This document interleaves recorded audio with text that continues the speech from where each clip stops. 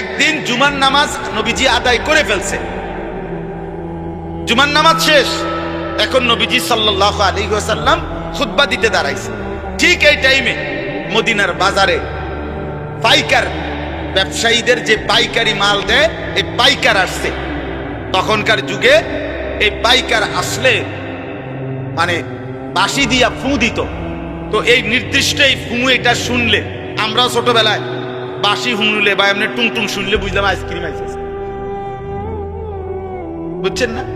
এটা আমরা বুঝতাম দৌড় দিয়া। পরে কত আমার পুরো মনে আছে, আমার বাসায় আমার আব্বার বা মার এই সিরাপের বোতল, এটা ভালো বোতল, ওষুধ অনেক খাইছে না,